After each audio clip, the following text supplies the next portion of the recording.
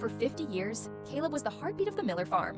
While the owners lived in the city, Caleb stayed in the dirt. He was there through the great floods of the 70s and the scorching droughts of the 90s. He knew every acre by the smell of the dust and the way the wind moved through the corn.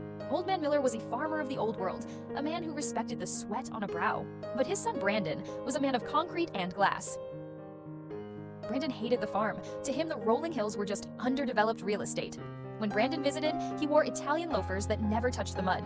He would stand on the porch checking his watch and yell at Caleb, "Why are you still watering these dying stalks? This land is dead, Caleb. The second my father passes, I'm bringing in the bulldozers. We're going to build a shopping mall and a luxury parking lot. You and your tractor are headed for the scrap heap." Caleb never looked up from his work. He simply touched the dry earth and whispered, "The land isn't dead, Brandon. It's just resting. You can't build a future if you don't respect the roots." When Old Man Miller finally passed, the dust seemed to settle heavier on the barn. Brandon arrived at the will, reading in a black limousine, a team of developers already waiting in the car. The lawyer read the final decree. "To my son Brandon, I leave the land and the legal rights to the Miller estate." Brandon smirked, already imagining the sound of the demolition crews. "And to Caleb, the man who stayed when the rain didn't, I leave the contents of the blue jar on the top shelf of the seed vault." Brandon laughed so hard he spilled his water. "A jar of seeds, 50 years of shoveling manure, and you got a jar of bird food. Enjoy your garden, old man.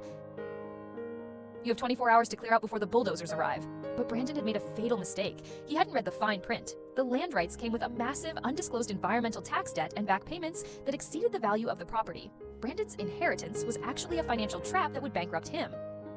Caleb, however, took the blue jar to the state university. Inside were the last surviving seeds of the golden prairie wheat, a strain thought to have been extinct for a century.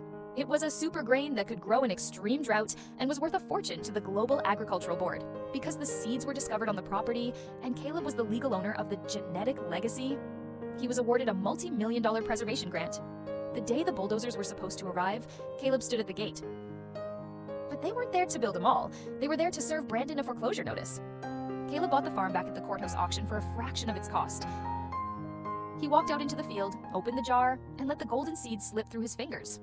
"I told you, Brandon," Caleb said as the limousines drove away. "The land always remembers who loved it." Drop a comment if you believe that what is sown in faith will always grow in time.